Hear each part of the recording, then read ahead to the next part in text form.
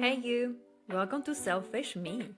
I'm Cam, a business psychologist and a proud late bloomer who finally stopped living by everyone else's rules. And this is your space to pause, reconnect, and build a life that feels true to you. Because putting yourself first isn't selfish, it's powerful.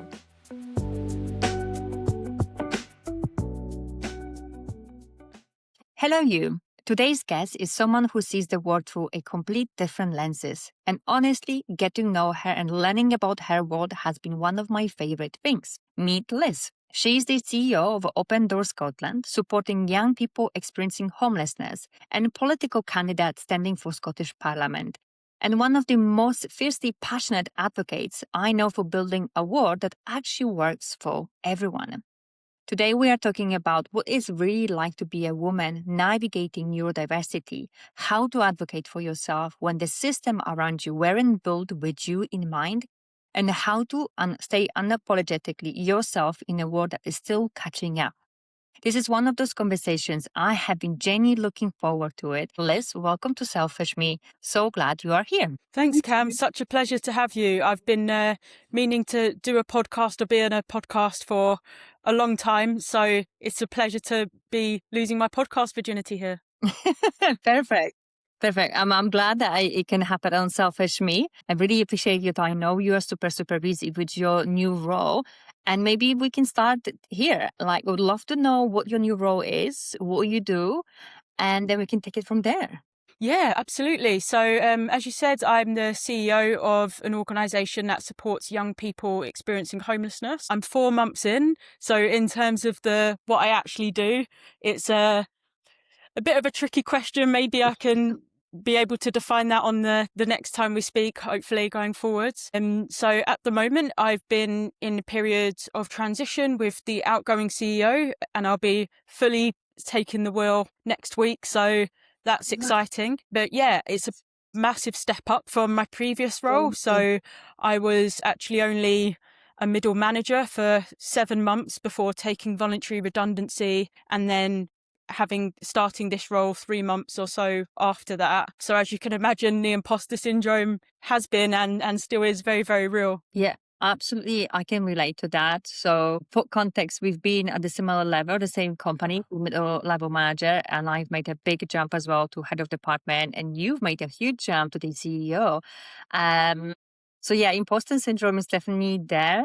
I try to keep in touch by saying, you already done majority of the stuff. You are doing it. You wanted to do this. Just take it easy. And as we are warming up to our conversation, I was saying that I think we put so much pressure on ourselves more than anybody else. And I think that's what fits into that imposter syndrome. Definitely. It's something I heard on a podcast that actually made me consider putting myself forward for roles that I really wanted but didn't feel I yet had the experience for on paper. Yeah. And that was that often men will happily apply for roles where they only fulfill 70 to 80% of the criteria, but women will only apply if they fulfill 100% of the criteria.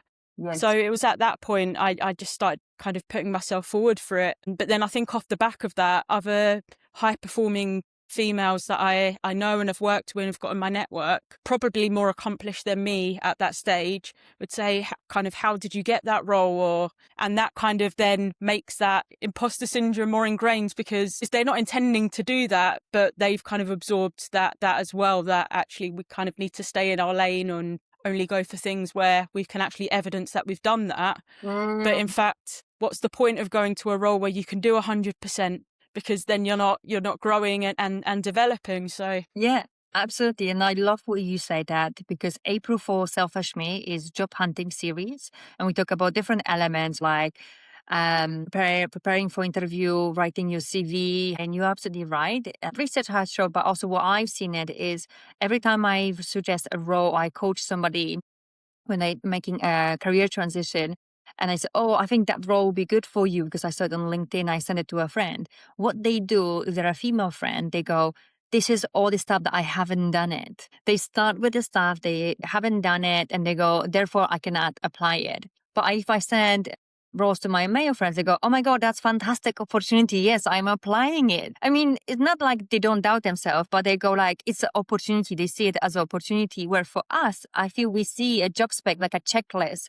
Have I ticked everything? And to your point, I agree with you. If we are applying for roles that we can do everything, we are not developing, we're not getting new skills, we're not getting new opportunities, and we're not earning more. Because if you're applying for the same role and the same responsibilities, why would you expect somebody to pay you more if you're doing exactly the same as you've done it in your previous job? Maybe there'll be a difference between industries, but more or less you're staying the same salary bracket, right? No, 100%. And I think the media doesn't help with that narrative as well, because we're constantly told there's not enough jobs, people are struggling to get jobs. But I think it's about being more creative about how you look for jobs as well. What that creative would look like. Yeah, that's a good shout. So as I said, I took the voluntary redundancy. So I experiment with a few different things. Obviously, the standard advice is, check LinkedIn, check job boards.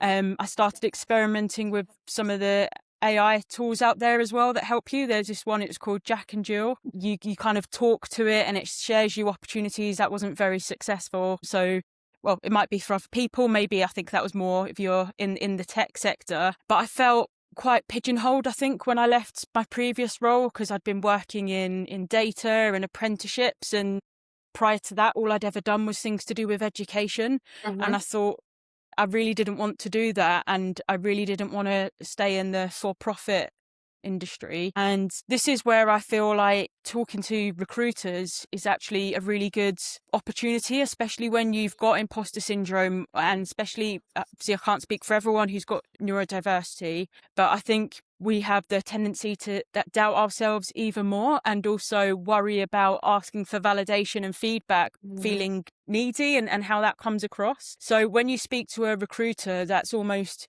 your middleman or middlewoman between you and the hiring manager, which feels a lot less scary. And in fact, if this role that I've got now hadn't been through a recruiter, I don't think I would have gone for it, because shout out to Harry from Aspen People. He was absolutely fantastic at making me realise that a lot of things I had done, even though I'd not got the experience that it said necessarily on paper in some aspects, there was a clear pathway between where I am now and where that could be. And actually what the board were looking for was someone completely different, and someone who could bring that big creative strategic and picture. And that's actually one of the superheroes of ADHD, is that ability to kind of really zoom out and that really creative approach to problem solving.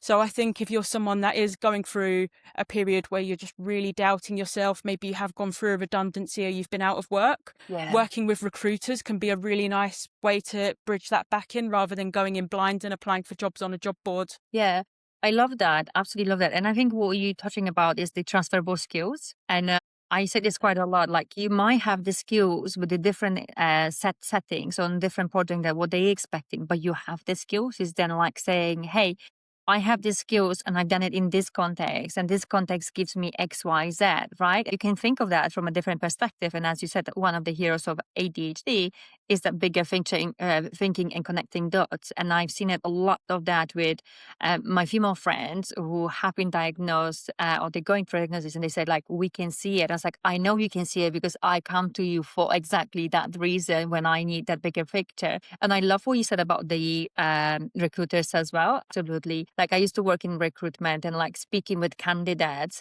you help them realize actually you have the skills, or you keep a candidate in mind. It's like, oh, that candidate is great. I don't have a role for them, but once I have it, I would reach out because I can see the talent in them. So majority of my contacts on LinkedIn is actually recruiters. And like I always maintain good relationships with them. And the other bit I want to just add to is like speaking with recruiters, absolutely. But sometimes for me is like there's so much noise around it, and it's expectation that you should be doing this and that. And, I think maybe the perspective on career is changing, but sometimes if you take a side step, they feel like, oh, you downgraded yourself. But I think side steps actually helps you build the skills to get you to your long term. What I tend to do is have a think, what is it that I actually want to do it? Like, what change do I want to have? Like, I've been in recruitment and in L&D for a very long time. And then I want to have a change, and I went into coaching, and then I'm back into L&D. But like that coaching experience and working for that apprenticeship provider, it really helped me hone other skills that I didn't have it. So it's like looking at the map rather than like different spots rather than one linear thing, because careers don't look like that. Lives don't look even like that. No, definitely. And I think that's a really good point as well about making sure you're having that really honest conversation with yourself about what it is you want in a role and why you want that. And when I started applying for chief exec roles, that's something I was really keen to check myself on and think, hang on, am I just wanting a CEO role because I want like the title and the status? And is this my ego speaking, or is this my values speaking? So that's something I really had to check in with myself, and probably a bit of both. There probably is a bit of element of, I enjoy feeling important, and I enjoy being able to have that. But actually, when I play everything back, so my first job was a teacher, and the reason I left that was because I couldn't stand the system. I couldn't be part of a system and be implementing a system that I knew was fundamentally flawed and wasn't working. Yeah. So when I left teaching, I then did a master's in education policy. I then kind of lost my way a little bit and kind of got stagnated in one particular role, and then ended up kind of doing the apprenticeships. And then when I took that voluntary redundancy, I kind of realized I'd probably stayed in that role for too long. It gave me a really fantastic opportunity, and I learned so much about myself. And it was fantastic being part of a startup, because you do kind of have that accelerated growth pathway, I think. So even though we say we were middle managers, actually, because that was part of that startup rapid scale up environment, even though our title was middle manager, we were actually probably demonstrating skills that are much beyond that level. Absolutely. Everything that I've always wanted to do has been about being able to have that change right from the top, and being able to work from the ground up to make that change and have that wider impact beyond my individual role in itself. Yeah, I could happily say, yeah, okay, maybe there is an element of, wanting that visibility and that external validation and being the visible face of an organization. But actually, I'm really confident and comfortable in myself that I'm taking on this role, because it really strongly aligns with my values as well. Yeah, absolutely. And I think being in a senior positions, what also gives you is being the creator of the policies. You left the job because you didn't want to do a system that didn't work, but now you are in the position where you are the creators of the systems, and like what the policies looks like and what that looks like for the young people that you supporting as the CEO. I think that's absolutely fair. I think as women, we tend to like justify our choices. You can be both. You can be very driven and you have strong values, and you still want to have a life that you want to provide for yourself.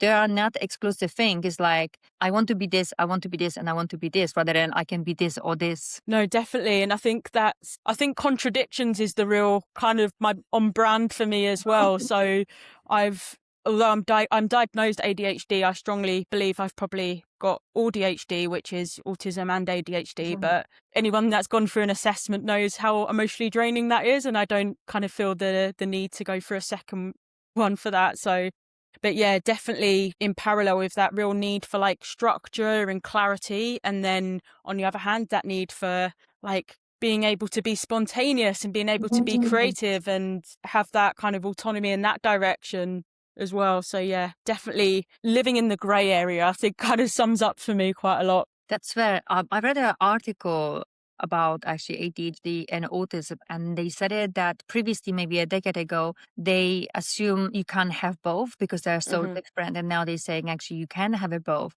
And to me, it sounds like two completely different forces within you, different superpowers. How do you manage that creative aspect and also needing that structure? What that looks like in the context of applying for a job? There's a certain expectations in the interview of a structure and following how you answer the question.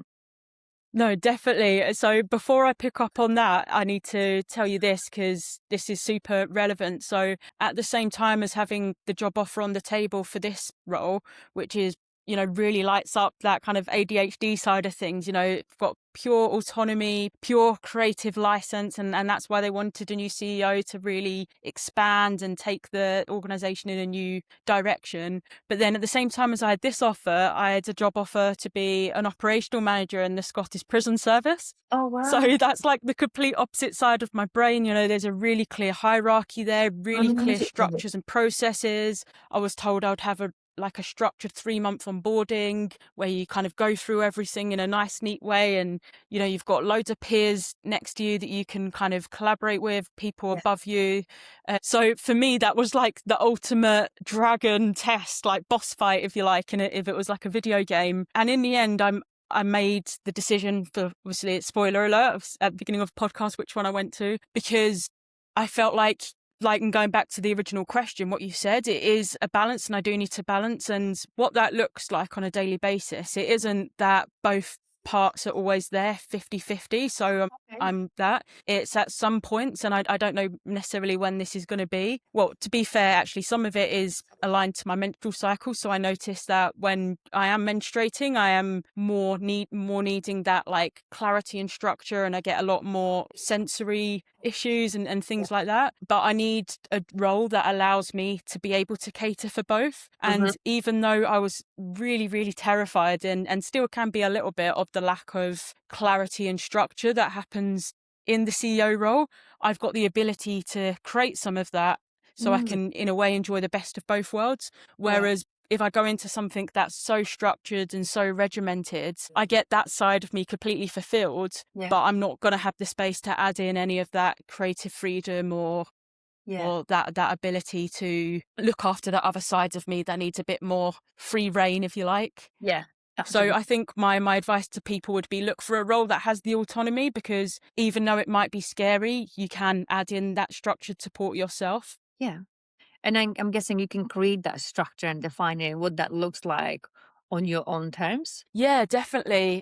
And I think the thing that's been most challenging to navigate around putting that structure in for myself, being at the top, yes, I've got a fantastic board of trustees I can refer to, but, you know, they've either got full-time jobs or they're volunteers, and by and large, they don't want to micromanage.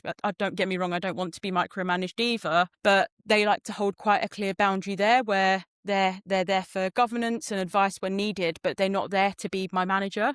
Yeah. And I think where I've been so fortunate in my whole career, I've never ever had a manager I've not got on with. I've always had managers that have given me exactly what I needed. I don't know how that's managed to work out when I hear other people's horror stories about work. So I've definitely been very fortunate there. So going from that situation where I've always had managers who've always given me the perfect balance between like feedback and holding me to account, but at the same time giving me that creative freedom to this.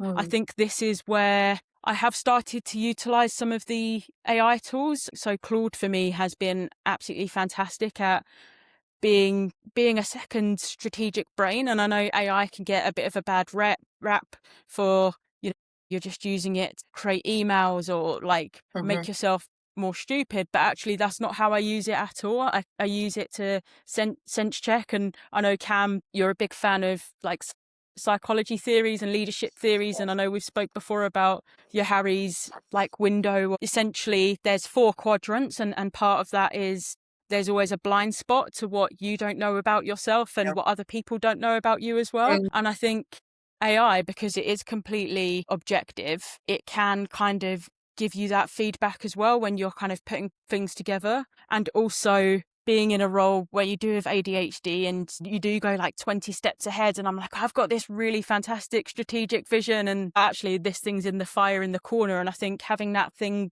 where you can be completely vulnerable about, because it's not someone that's like assessing your performance or not someone who you're having to mask in a sense of making them feel like, you know, you're this top performing leader, because either they're a stakeholder or there's someone in your company that you're a member of staff that you need to provide that like consistent calm for, and being able to say, actually, these are challenges that I'm really worried about and I don't even know where to start. I can see steps 3 to 5, but I can't see steps 1 to 2. And I think, using Claude or another AI system that works for you can absolutely help to support you with that. And I don't think using AI should be seen as being a dirty thing or something that you're doing that means you're not as intelligent. It's a tool that's there to use. Yeah, absolutely. Thank you so much for sharing that. I really like that. And I use Claude as well.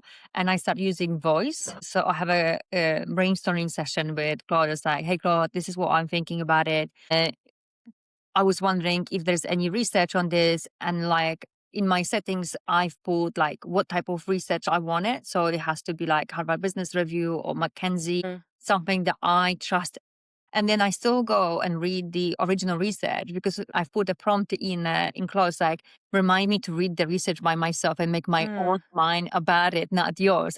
Because I still want to be able to read it. I always like going to original sources, but I absolutely agree with you. I think there's a different opinions about AI, but you have to decide it, how you're using and what you're using.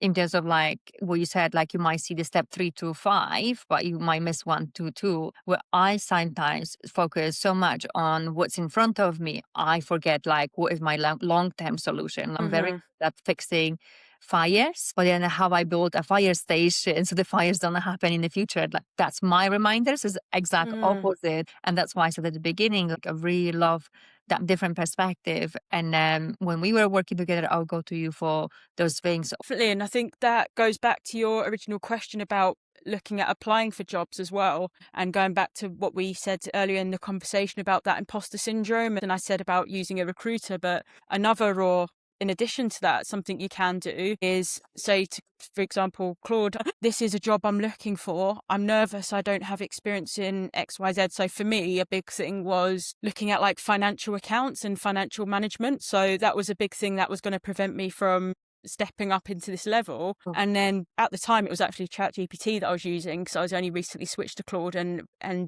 what ChatGPT actually said was, wait a minute, you've done this work as a town councillor, you've been analysing financial reports, that's essentially what a board member would do, so you've seen finance from the other perspective, you just haven't been the one maybe building the management accounts, but you do know what it means to spend a budget and like have reserve funds and XYZ, and here's some courses that you can look at that were, and I actually, in prep to my interview, there's a website that has not-for-profit courses, and there was some like basic finance ones. So I did some of those, and that allowed me to say, yes, it's a strength in development. That's my new favorite phrase in an interview as well, rather than saying something's a weakness, saying it's a strength in progress. Love that. And that's because I'm doing this course. I recognize there's more to go. And actually, I was quite lucky because one of the things on the job description was commitment to professional development. So I was able to demonstrate that through the process as well. And, you know, I was very honest about where I was. And I think that's something I was quite nervous about going for interviews at this level, was having to mask and essentially present myself as having skills that I didn't, and then getting in the door and then like letting people down and not meeting their expectations. So I was able to be honest about where I wasn't quite up to scratch, but not up to scratch, actually. That's ingrained psychology. I need to go over up to where I hadn't had the opportunity to develop those skills Love yet. that. Yeah. But this is what I would do if you were to give me the space to develop those things. And these are the strengths I have in the other areas that I can put to use straight away. Yeah. You said you've used the word mask a few times. Could you explain what masking means to you, or looks like, or feels like? Yeah, so it's not an intentional thing you do. So I don't go and meet people and think, oh, I'm going to intentionally disguise or like hide parts of who I am. I think the best way to think about it is it's an ingrained way of being that's been normalized in society, that, you know, these are set things and behaviors that I need to do because that's what society expects of me. So for an example, I only got diagnosed in my early 30s, and I spend a lot of time now reflecting back on my experience at school. And I know we've spoke before about how it's often missed in girls at school, and I was always told off for being like the naughty one and being sent out the class. And now I realise actually maybe some of that behaviour was just energy that I couldn't contain. And I think over time it's like, because I've always been told stop fidgeting, stop doing that, so I'm always just really aware, and I'm always kind of really aware of what I'm doing with my hands and what I'm doing, you know, with my face and my voice. And I think actually being in lockdown and being on Zoom calls and Teams calls through work, it's like you're constantly fixated on your screen. Why am I doing that with my face? And so yeah, it's like a constant awareness of what you're doing and how you're portraying yourself, and then the intentionality comes after that, when you are hyper aware to what you're doing and trying to kind of fix that because you're worried about how that's perceived by whoever it is you're engaging with. Thank you so much for explaining. So what that sounds like to me, you know what is expected, but that's your not natural way of being. But then you're trying to fill a mold that was created, but it wasn't created in mind with you. Is that what masking is? Like you're trying to fit a mold because you know you're very clear of what the mold is. Yeah, absolutely. I think it's something you can never really get over because there's always going to be certain things, right? So I've recently been looking into and listening to podcasts about fawning. So we know in certain situations of high stress, there's like the fight and flight response, there's also freeze, and there's potentially a fourth one as well, fawning, which is about people pleasing. And when that comes about is in situations where fight, flight and freeze aren't appropriate, right? So if you think about if you're at work and you're leading a team meeting and there's disagreement, like it's not appropriate to fight, flight or freeze. So you fawn. So what that means is you essentially adapt to those around you. And it's, I guess, a form of diplomacy, but we risk kind of losing ourselves potentially in those moments. And I think as women in particular, and obviously there are men as well that will relate to that, but I think as women in particular, when we're told you're to be nice, you're to be polite, don't assert yourself too much because you'll be seen as being bossy. And I know in a previous episode, Cam, you spoke about, women find it harder to negotiate salaries as well because we're worried about how that comes across, and we should just be seen as being grateful for being given the opportunity. So I think in the back of my head now, I'm very mindful of, I've just realised I was probably fawning in that moment because I felt uncomfortable and I didn't want to feel kind of at risk by being in this conversation, or I didn't feel completely comfortable and I felt the need to kind of submit myself. And it's really interesting as well because I've realised actually, because as you said at the beginning, I'm a political candidate and I've been doing hustings recently, which is essentially where a member of each political party, you're representing that party and you're there answering questions from potential voters and there's some debate. And obviously I'm in that situation because I'm there to represent myself and the views and of the party and the vision of the party. So these other candidates shouldn't matter to me. Yeah. But prior to the engagement with the voters and the audience, you always have that moment where you're getting to know each other. And I've been reflecting and I've noticed it's not something I've really realized in myself before, but actually I'm like almost over trying with these people that I'm actually trying to win against because I'm like, I'm wanting them to like me, but actually it's not about them liking me. It's about the people that are going to be out voting. And I'm like, how do I undo that? But I guess awareness is the first element of that. Yeah, thank you so much for sharing that. I actually only recently heard the fawning in podcast about trauma, and they talk about that like this next element, and I could relate to that as well in very high stress situation. If you remove that high stress situation, it was just a situation, I would respond completely different. But your body obviously responds differently in a stress situation, right? And that could be in a high stake meetings and debates like you are at the moment. So you said it like the first step is obviously awareness. I absolutely agree with that. What will be the second step? Yeah, that's a difficult one actually, because as I said, it's situations where those other responses aren't necessarily available for you.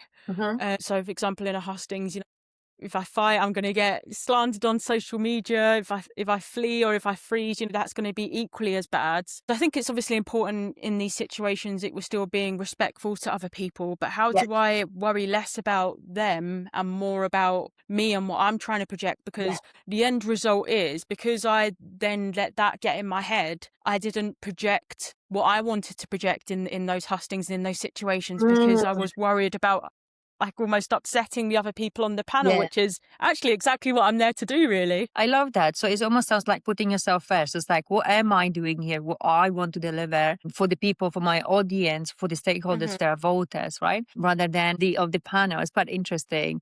I have been raised to accommodate everybody, and I think I always try to accommodate everybody at work. I was facilitating onboarding session and I had my stakeholders who were there presenting. And I had the group of new joiners. I always feel like I'm in this mode of facilitator / a person who makes sure that everybody feels comfortable. And sometimes after the meeting, I'll be like, I actually didn't feel comfortable in that meeting. It's almost like a second thought, a thought after like what we do for ourselves.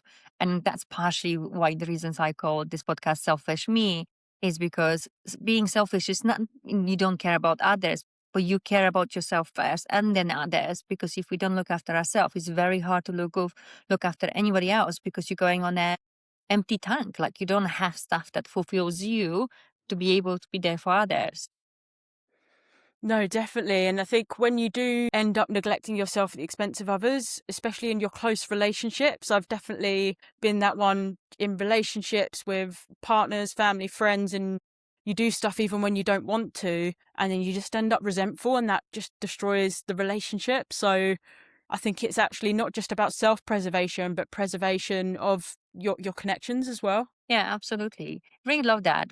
It sounds like your job is fantastic. It gives you the freedom to be creative, also gives you space to create that structure. And it sounds like high level of visibility and maybe a little bit stress as well, would you say? Yeah, definitely. I think you're very aware that the buck lies with you.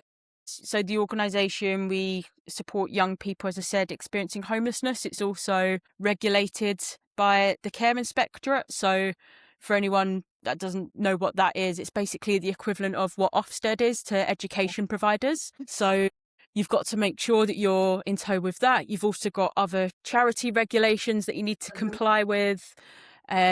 You need to make sure the board's happy, your staff's happy, and it's in an industry where you've got a massive turnover in terms of staff recruitment and retention across the whole of social care industry. You've got super vulnerable young people that have had some really traumatic things going, a lot of different groups to keep happy. So yeah, it's definitely a big challenge. How you look after yourself within this environment, this role, you always want to make a difference. Like, even when we were working together, you were very clear about the impact that you want to have. Now your influence has increased. What your coping mechanisms?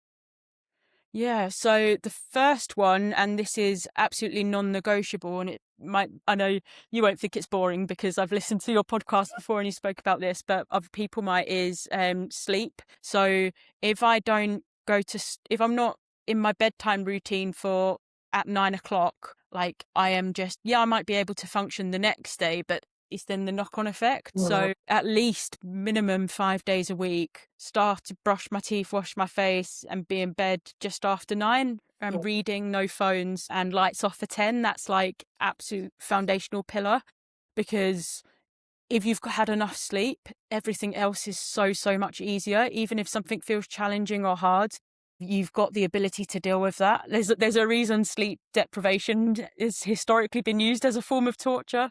Yeah. So I say that's absolutely fundamental. I think the second thing is journaling, so daily journaling. And the one that I've found really works for me, because I found starting from a blank page, I found that really overwhelming, and I would just kind of not know where to start. But I've discovered a really good one. So it was originally called the King's Peace Journal. It was originally a journal for men in leadership. They didn't have a women's one when I started using it. So I've done 2 iterations of that. Each one's 3 months long, but they have now invented a female one. And actually I can really see the difference between the male one and the female one, because the female one feels so much more aligned. And that one's called the Queen's Peace. So the Queen's Peace Journal. So I really recommend that. It's basically become my Bible. So there's like daily slots and then like daily prompts as well. In each week's on a separate theme, and way for you to like track your habits as well. So I think that's probably my third tip, would be about habit tracking, which is a good tip that I learned from one of the best books, Atomic Habits, because I think sometimes we can get so down because we can see how far we've got to go ahead, but actually let's just focus on doing the certain things that we want to do each day, whether that's, getting your 10,000 steps, whether that's making sure you take a packed lunch so you're not buying rubbish food that then makes you feel rubbish in the afternoon, and just deciding, okay, which are the things that the small little things that I want to commit to each day that I can actually measure, and committing to those. And that's also how you build trust in yourself as well, because you're keeping commitments to yourself, which is the most important commitments you can make. So I think those 3 things are like my non-negotiable things that I do to set myself up for success and keep my well-being in tow. I love them. I'm definitely with you on the sleep. I'm asleep by 10 o'clock, but I started hour earlier. So I start with my hot water bottle, and my phone doesn't live in my bedroom. I would definitely try the Queen's Peace Journal, because I'm not always consistent with journaling. I think I only journal when I am so overwhelmed that I really Yeah. need to take it out. But I would like to get to the point where I don't feel overwhelmed with everything that's happening in my head. So thank you so much for sharing your tips. In the spirit of April and job hunting series, one great advice you said at the beginning is not saying no to yourself and applying for the jobs that you might think be outside of your reach. Is there anything else that we can do from your experience that we can elevate our careers and lives? To be curious and open-minded in a nutshell, and what I mean by that is two different things. So firstly, being curious and open-minded to what prospects there are out there, because there might be jobs and companies that we're perfect for. We don't even know they exist. I'd certainly never heard of my organisation before I saw it and then spoke to the recruiter. So we can often get disheartened because we think, oh, none of these jobs out there are right for me.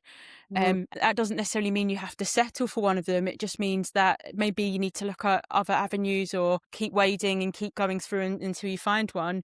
And the other one is being curious and open-minded about who's in your network and who's in your network's network, right? So I've got a bit of a habit of connecting and talking to everyone that would reach out to me or views my profile and things like that on LinkedIn, but you honestly never know where a connection can lead for you. And I always think as well, there's always something that you can learn or something that someone can offer you, whether that's advice or pointing in the way of someone else. And people are always really happy to help as well. Whenever you speak to people on LinkedIn or in the real world as well, people love helping other people. So I think just be open-minded and curious to any connections, and you never know where that can lead as well. I'm the same. I never heard about it. My organization that I work for it, and actually came from a connection from a very small networking event in COVID, and the person remembered me. And before this role actually was live, they say, hey, by the way, this is role and I think you'll be a very good fit for it. I'm like, sure, let me give it a try.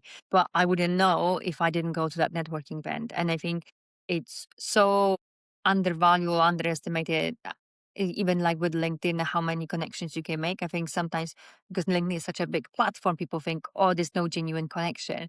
I've made so many genuine connections. When I was exploring what I want to do, what skills I needed, I would reach out to people who have the roles that it sounded like what I would like. And I'll ask them a few questions about what that looks like for you.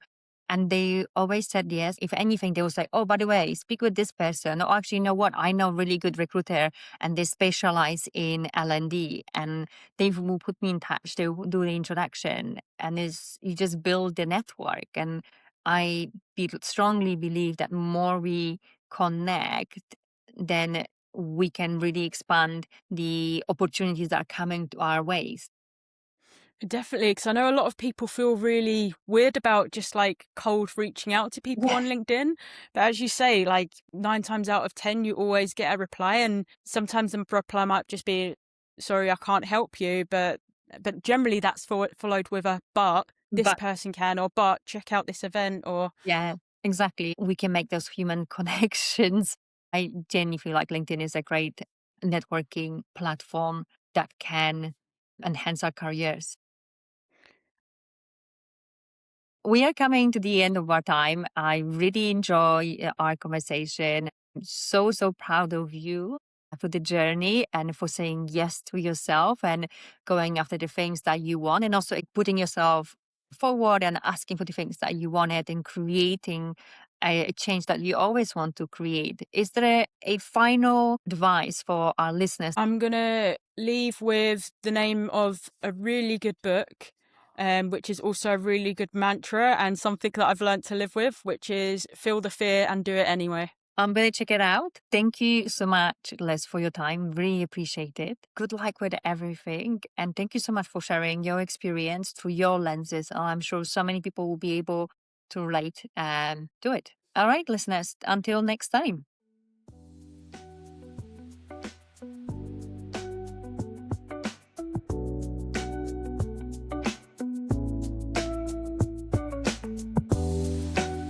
Thank you so much for listening. It honestly means the world to me. If something from today's chat made you smile, think, or feel seen, share it. That's how our Selfish Me community grows. This podcast is about real voices and reminding each other that we are not alone. We are all figuring out how to do life our way, and you are doing better than you think.